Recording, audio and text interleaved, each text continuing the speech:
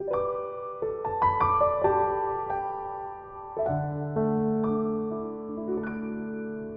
nuestro santuario, a nuestra iglesia San Pablo, aquí en la ciudad de Aurora. Todos ustedes sean muy bienvenidos. Es un placer poderles ver en esta mañana.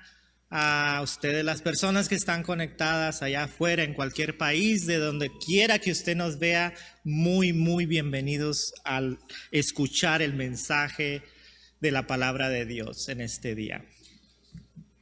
Muy bien. Vamos a empezar, como siempre lo hemos hecho en nuestra iglesia, agradeciendo por la bendita palabra de Dios, confesando que todo lo que está escrito aquí es en lo que creemos.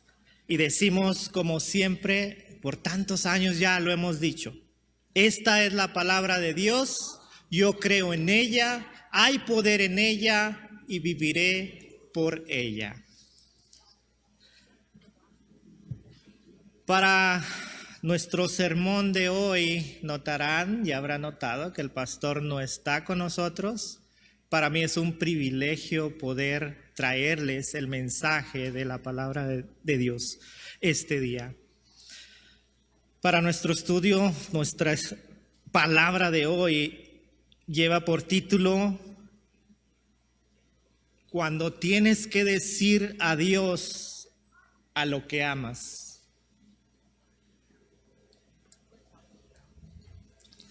Muchos de nosotros hemos emigrado de nuestros países de origen. Lo hemos hecho muchas veces por el bien de nuestras familias. Y a pesar de la separación, a pesar del dolor de dejar a nuestros padres, a nuestros hermanos, a nuestros familiares, sabemos que vendrán mejores tiempos para todos ellos. Aunque las despedidas siempre son tristes, siempre son difíciles.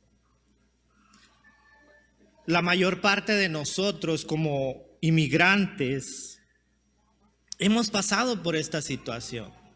Pasamos algún día por esa situación.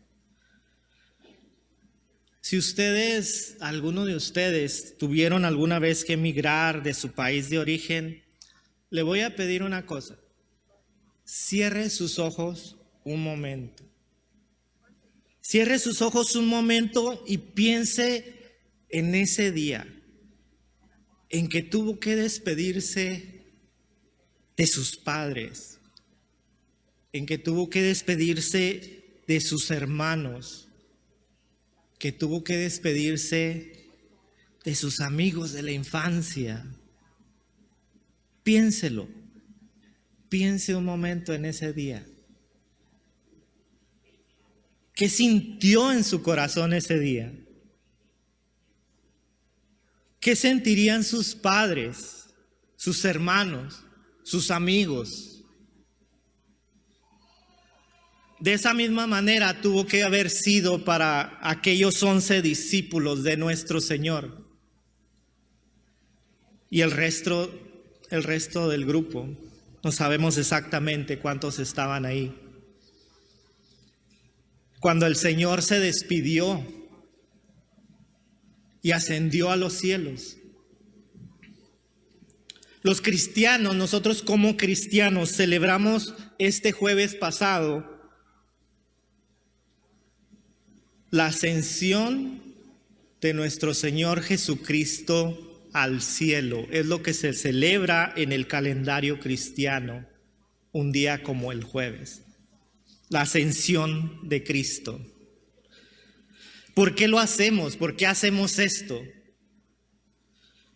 ¿Por qué confesamos esto en nuestros credos? ¿Por qué? Lo hacemos porque así lo dice la palabra de Dios. Desde los comienzos de la era cristiana, de la iglesia, se nos enseña que Cristo ascendió a los cielos, como dijo el hermano Cruz en el credo. Cristo ascendió a los cielos. Lo dice Hechos 1:9. Después de haber dicho esto, como decía la hermana Belia, después de haber dicho esto, ellos lo vieron elevarse y ser recibido por una nube que lo ocultó de sus ojos. Y el credo dice, subió a los cielos y está sentado a la diestra de Dios Padre Todopoderoso. Y desde ahí ha de venir a juzgar a los vivos y a los muertos. No solo debemos recordar este día, no es nada más recordar que Cristo ascendió a los cielos, sino que debemos de predicar acerca de esta historia y hacerlo de una manera tal que llegue a ser un verdadero provecho para ustedes y para mí, para todos. La ascensión no fue algo que Cristo hizo porque ya no quería estar con nosotros o por su propio bien de Él. No lo hizo por eso. No fue que de repente se cansó y dijo, ya no quiero estar aquí, ya me voy. Tampoco fue así. Si este hubiera sido el caso, habría bastado con que Él solo partiera, simplemente partiera, con que hubiera desaparecido. Pero no, Él lo hace visible, en público, como siempre fue Cristo para todos, público. Esta mañana debemos tener en cuenta de que Jesús no hizo esta ascensión por bien propio, no lo hizo por Él, sino que lo hace por mí y también por ustedes, por cada uno de nosotros. Debemos creer que fue por causa nuestra que Cristo subió a los cielos y se sentó a la diestra de Dios Padre Todopoderoso. Y es que solo desde su trono es que Él nos puede contemplar a todos y puede reinar con todos nosotros. Hermanos, este mensaje es tremendo no simplemente porque se trate de un mensaje de amor, de lo que Cristo hizo por nosotros, sino que también Cristo, al subir al cielo y sentarse a la diestra de Dios Padre, nos lleva a otro mensaje, a un mensaje que para muchas personas y aún para muchos de nosotros es un mensaje de terror. Dice el credo, vendrá otra vez ¿para qué? Para juzgar a los vivos y a los muertos. El diablo sabe esto. El diablo hubiera preferido ver a Cristo en el infierno. Pero esta noticia que ascendió y que un día va a regresar estremece a los demonios y también a algunos de nosotros. Al oír que Cristo está sentado a la derecha de Dios Padre, y mayor aún es su espanto ante la noticia de que Cristo es Rey. El mismo apóstol Pablo tenía esto muy en claro, y así se lo dice a su discípulo Timoteo en la segunda carta a Timoteo, capítulo 4, verso 1. Pablo dice: en presencia de Dios y Cristo Jesús, que ha de venir en su reino y que juzgará a los vivos y a los muertos, te doy este solemne encargo. Pablo no duda de lo que sabe, no duda, ni toma a la ligera que ese mismo Jesús que asciende a los cielos vendrá nuevamente para juzgarnos a todos. No lo hace. Una pregunta para ustedes: ¿vio acaso Pablo ascender a nuestro Señor Jesucristo al cielo? No lo hizo. Pablo no lo hizo, Pablo no lo vio irse. Y sin embargo, Pablo cree en esto, cree en lo que los discípulos están diciendo. Él cree en su corazón. Una persona capaz de creer que esta ascensión se hizo por nuestro bien es porque en su corazón sabe que esta fe no nace y crece en nosotros por sí sola desde nuestra infancia, sino que tiene que ser creada por el Espíritu Santo. Tiene que ser creada por el Espíritu Santo de Dios en nosotros. Solo así es que entonces podemos decir juntos todos nosotros podemos decir: Cristo subió a los cielos por causa mía, y por causa mía se sentó a la diestra del Padre. Dígalo conmigo: Cristo subió a los cielos por causa mía, y por causa mía se sentó a la diestra del Padre. Dígalo, escríbalo, publíquelo, que las demás personas se enteren de la fe que profesamos nosotros. Cuando confesamos estas palabras, contienen algo que como cristianos muy pocas veces pensamos, casi nunca pensamos en esto. Estas palabras encierran otro grandísimo provecho. Encierran que todo lo que le pertenece a Cristo les pertenece también a todos nosotros, a todos, a usted, a mí. Todo lo que le pertenece a Él nos pertenece a nosotros también. Si pudiéramos medir esto en todo su alcance, nos quisiéramos morir de contentos por estar con Él. Porque Cristo subió al cielo, porque Él tiene ahora la misma potestad, el mismo poder que Dios Padre. ¿Le parece poca cosa esto? A mí no. Sin embargo, un corazón que llega a comprender esta verdad puede despreciar todas las cosas. Puede despreciar las cosas que este mundo ofrece, cosas que no podremos llevarnos, cosas que se quedarán aquí, aun cuando nosotros partamos hasta la eternidad, esas cosas se van a quedar aquí. Esta es la fe que un hombre debe tener si quiere ser un buen cristiano. Repetir las palabras lo hace cualquiera lo podemos hacer. En cambio, la fe en las palabras no es cosa de todos.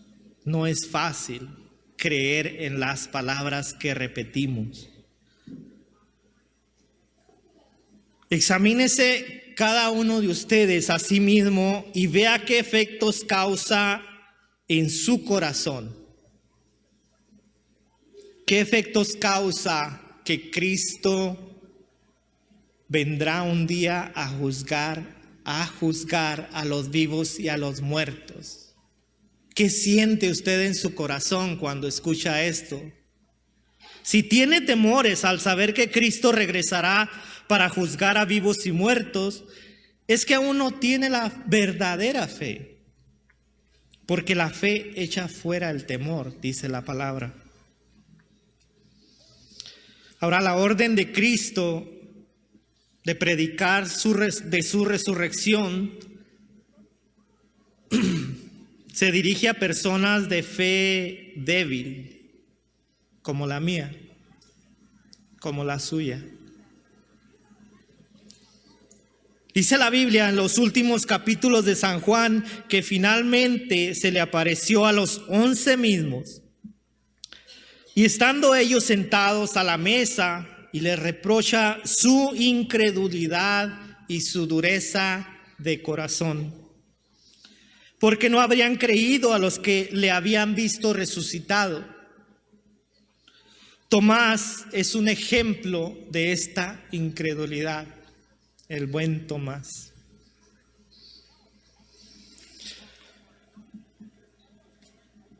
Para nosotros, que somos gente débil, es muy consolador, muy consolador. Es un gran consuelo saber que aquellos 11 discípulos también fueron débiles. No fueron menos débiles que nosotros. Igualmente que nosotros, así fueron ellos. Tantas veces habían oído hablar de la resurrección de Cristo de boca de aquellos que lo vieron hacerlo, de los que lo vieron resucitar. Y a pesar de todo, en su dureza de corazón, no lo habían creído. Qué hermoso elogio, diría yo, para aquellos 11 hombres que debían de ser el fundamento del mundo y maestros de sus semejantes. ¿Qué habremos de decir entonces de nosotros que no somos piedras angulares? No lo somos. ¿Qué habremos de decir nosotros? ¿Qué podemos aportar nosotros? Cristo les reprocha su incredulidad. O sea que Cristo los tacha de gentiles y les echa en cara que no tienen el corazón, que tienen el corazón endurecido. Pero a pesar de esto, a pesar de ellos ser así, Cristo no los quiere abandonar. Esto es más de lo que podían esperarse. Y es que nuestro Dios es así, cuando Él da a manos llenas. Martín Lutero, aquel monje, escribió una frase que dice: antes de que me digan que soy un incrédulo por la dureza de mi corazón, preferiría que me llamen ladrón o adúltero antes de que me digan que soy un incrédulo o duro de corazón. Esto fue escrito para consolación nuestra, para que sepamos que el creer no es cosa sencilla, no lo es. No es solo decir yo creo, no es solamente eso. La naturaleza humana adopta la actitud que adoptaron aquí los apóstoles todo el tiempo. Cuando más se les predica, más se endurece. Lo mismo se repite hoy, en este día, en estos días, en esa era que nos ha tocado vivir a nosotros, se repite exactamente lo mismo. La gente se cansa que se le predique acerca de la fe. Quieren otra cosa, queremos otra cosa. Nos gustan los sermones bonitos. Eso es lo que nos gusta. Nos gustan los sermones llenos de amor, de compasión de nuestro Señor. Todo eso nos encanta. Pero no nos gusta que se nos confronte con nuestro pecado. No soportamos eso. Ni que se nos pongan pruebas. No nos gusta eso tampoco. Y cuando estamos así, es entonces que vienen esos espíritus del diablo que nos confunden y nos alejan de la verdad de Dios. La culpa la tiene nuestra naturaleza humana, que pronto se hastía de la predicación si falta la verdadera fe. Pero lo que sí es nuestra culpa es que la fe se enfríe. No solo es que en las pruebas donde la fe se fortalece, no simplemente ahí. Sí, las pruebas fortalecen nuestra fe, pero también la oración, el estudio de la palabra, el trabajar en las cosas de nuestro Señor Jesucristo, todo eso fortalece la fe. Un corazón puro, un corazón lleno de fe jamás se hastía de la palabra. No puede cansarse, no puede enfriarse, no se siente desanimado, no se siente viejo de oír la palabra de Dios. Nadie que tenga la fe de Cristo y su palabra puede enfriarse y alejarse de la comunidad de los cristianos, mucho menos de la iglesia del Señor.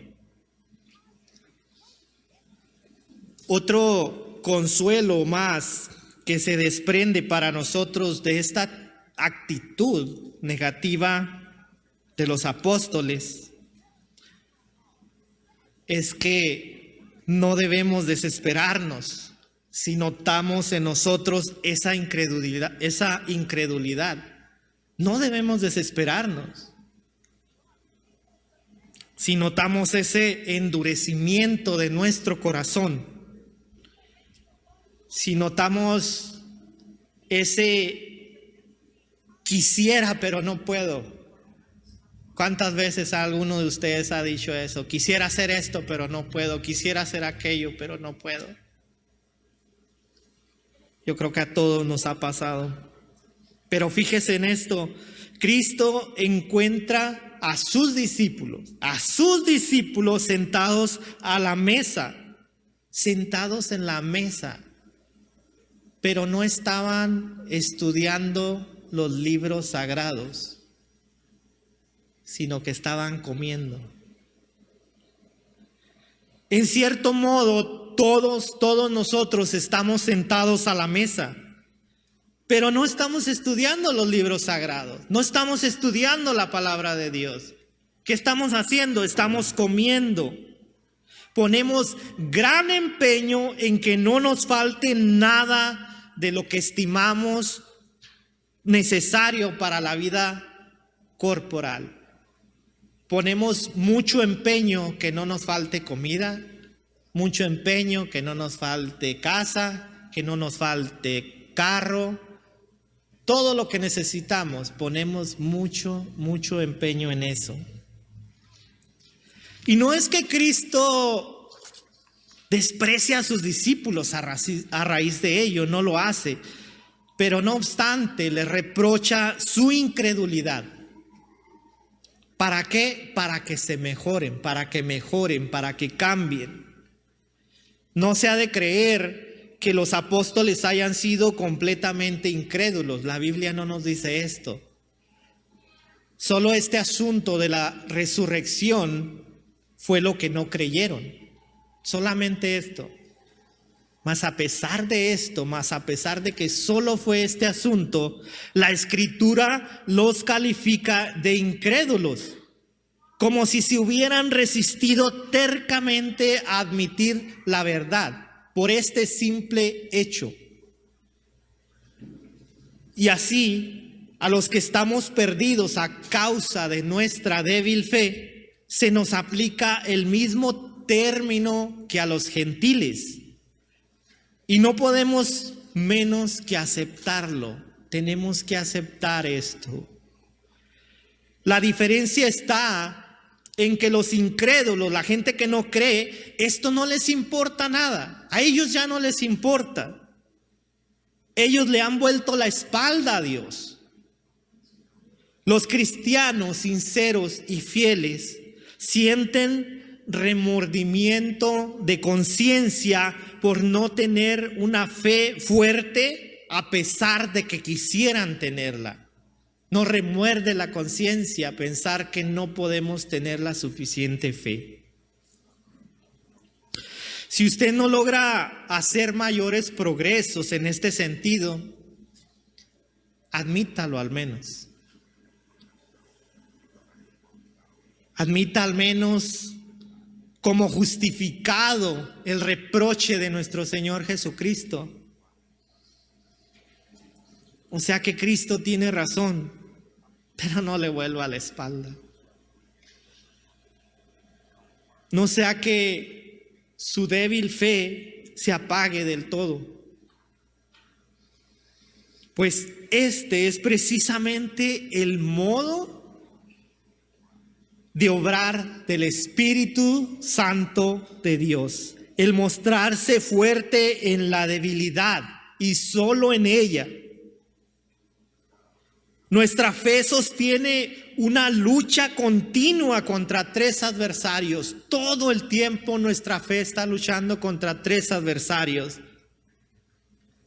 Lucha contra Satanás, lucha contra el mundo y lucha contra la carne.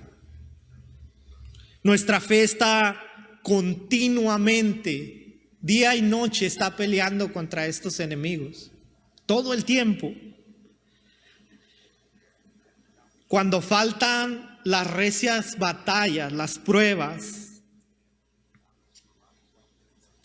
cuando falta la oración y la palabra, cuando falta el estudio, cuando falta venir a nuestro Señor, la fe se duerme.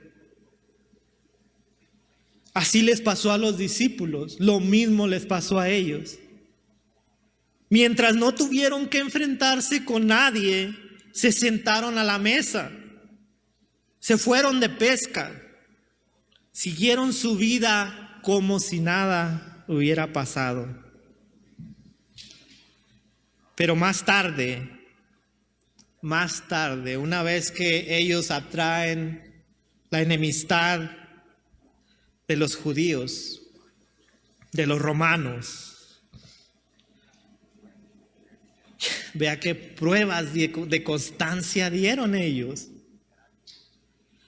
Ellos podían predicar el evangelio en frente de emperadores, en frente de reyes, sin tener temor alguno.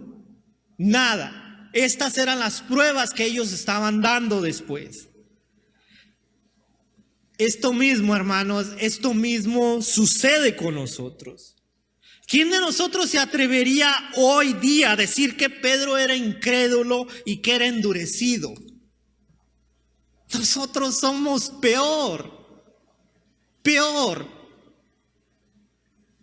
O al menos somos iguales. Yo digo que aún peor porque nosotros tenemos el ejemplo de ellos. Podemos ver en ellos lo que no debemos hacer. Tenemos ese ejemplo.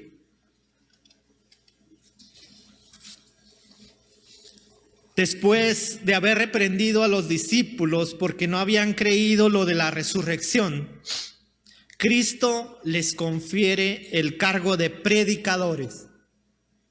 Predicadores y el mismo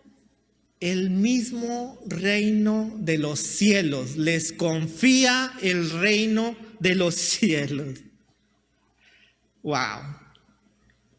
Aquí podemos ver ciertamente la fidelidad de nuestro Salvador, tan bondadoso y tan paciente para con estos hombres incrédulos y endurecidos. Incluso le recomienda su reino. Todo esto se escribió con el propósito para que nosotros conociéramos a Cristo como ese ser misericordioso. Ante su presencia debe desaparecer todo nuestro mérito personal, todo. Toda nuestra gloria debe desaparecer ante su presencia. No somos absolutamente nada. Él lo es todo.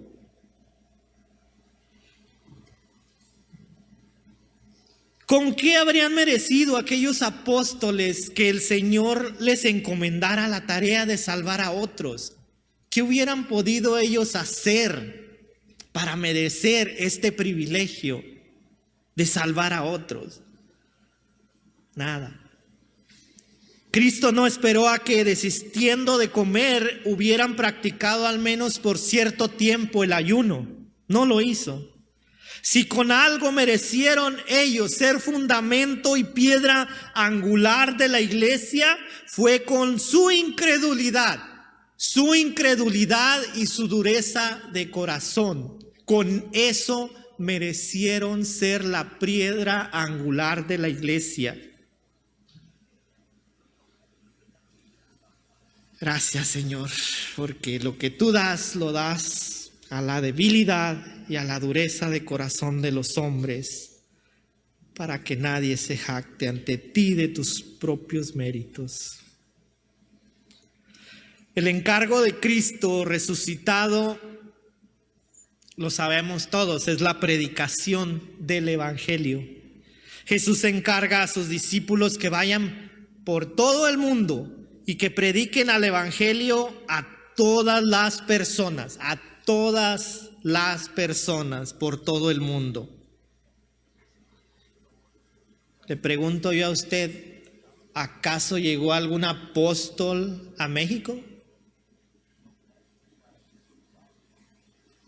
¿A Honduras?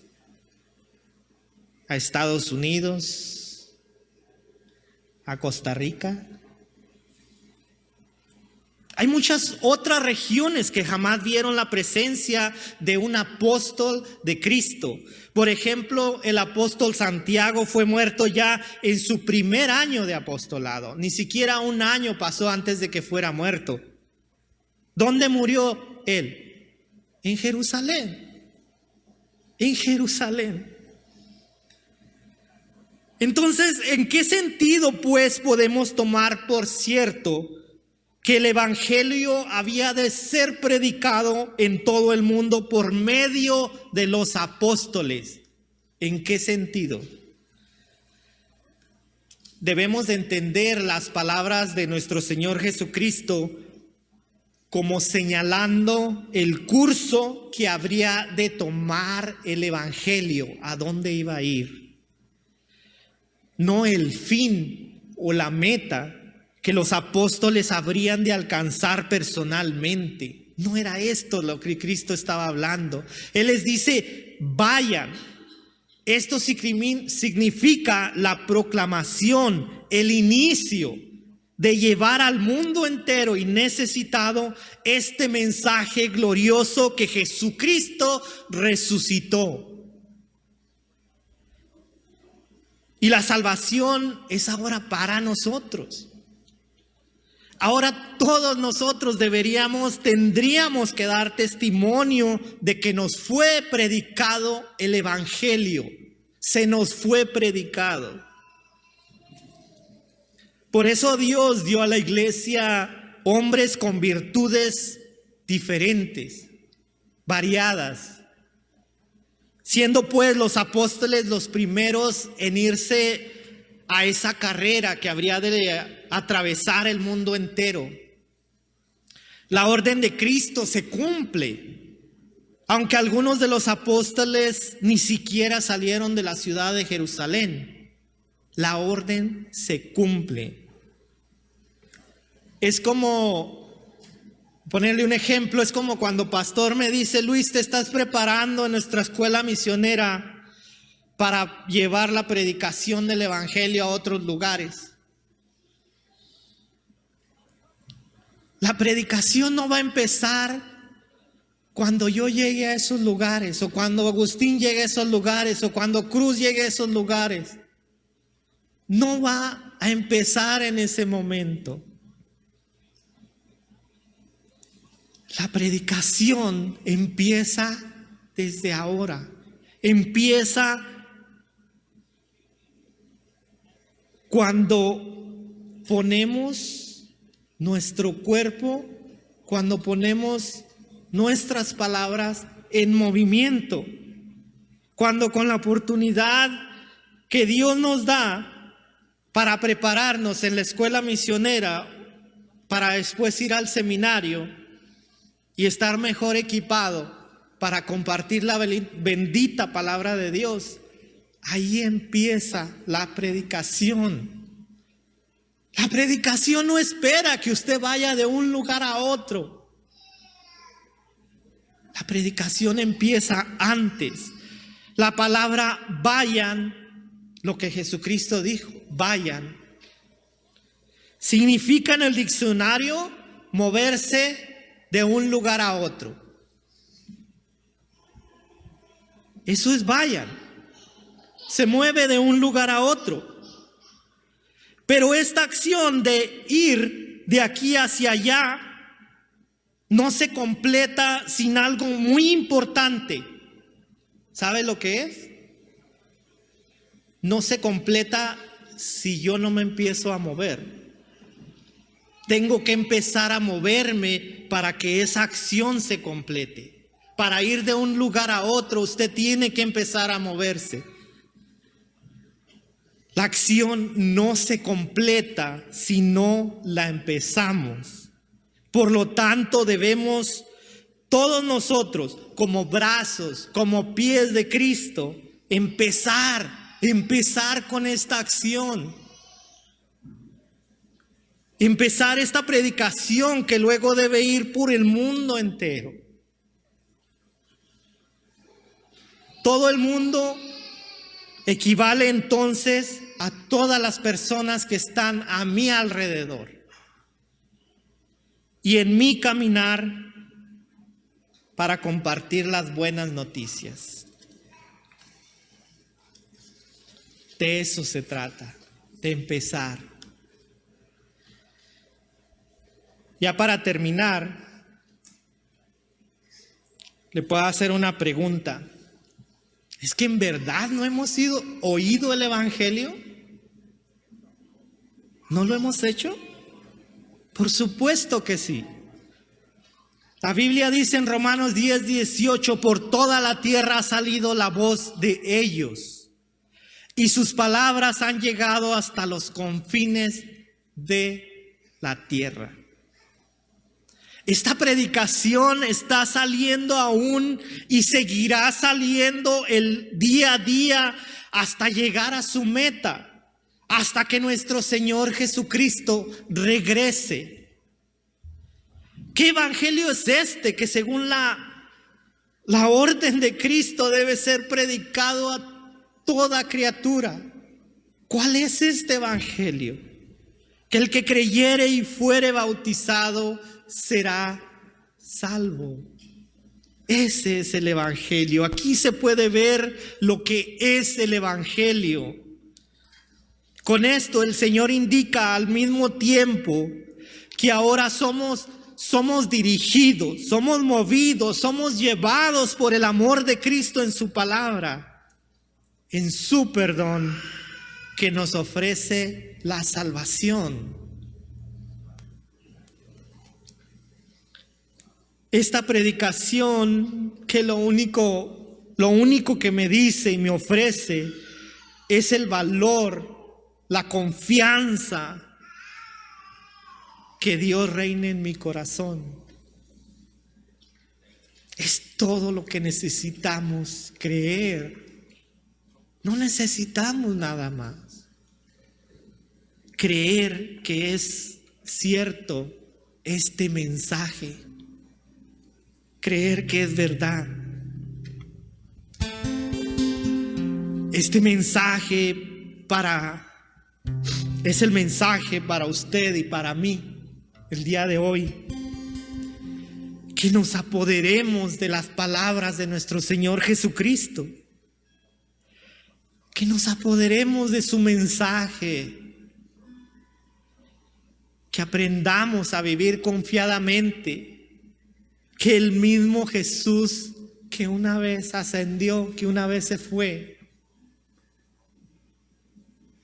es el que va a regresar, es el que va a venir otra vez.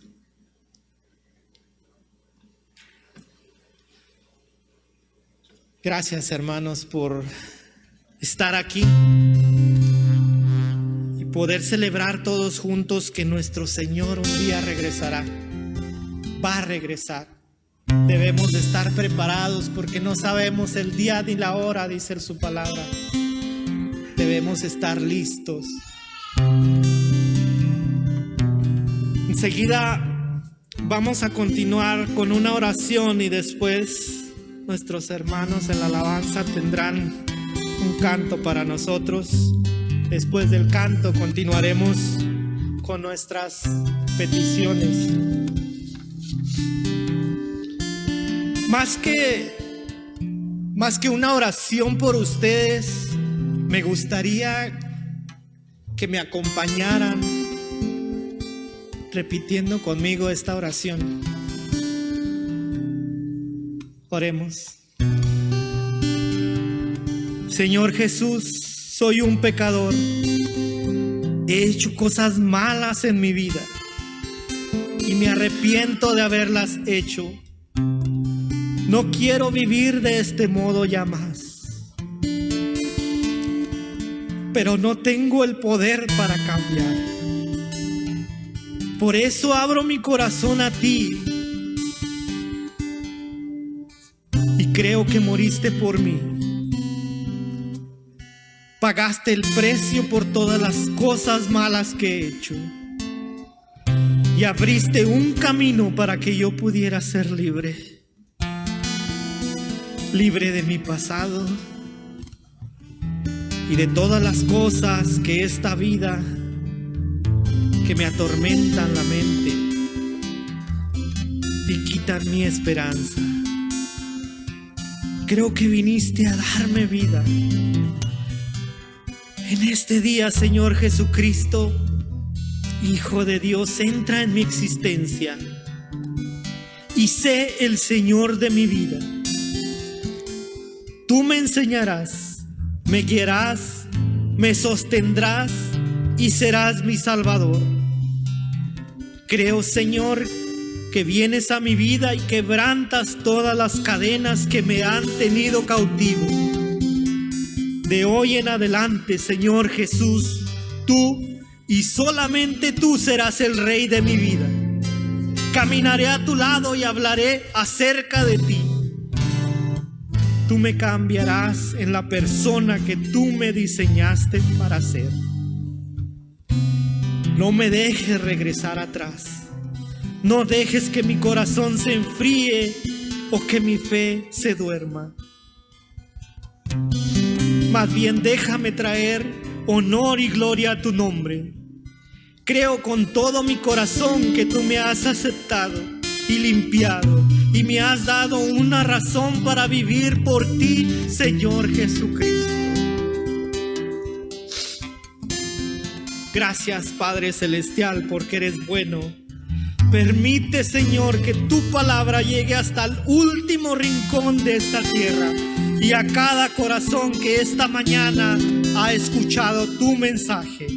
Que asimismo nosotros que hoy sabemos lo que has hecho por nosotros, podamos ir allá afuera y poder dar testimonio de lo que tú, por tu bendita gracia solamente, has hecho por nosotros. No permitas que esta palabra tuya, Señor, se quede entre estas paredes, sino que tengamos el valor cada uno de nosotros y las personas que están escuchando en sus casas, de compartir que tú, Señor Jesús, viniste a salvarnos y que todo lo que necesitamos es creer en ti, confesar nuestros pecados para ser salvos. Tu palabra dice que tú eres un Dios justo, Señor, y confiamos en tu justicia, maravilloso Salvador. Misericordioso, creemos en ti, creemos en tu palabra, Señor Jesucristo, y en tu nombre oramos en esta mañana, Señor Jesús. Amén y amén.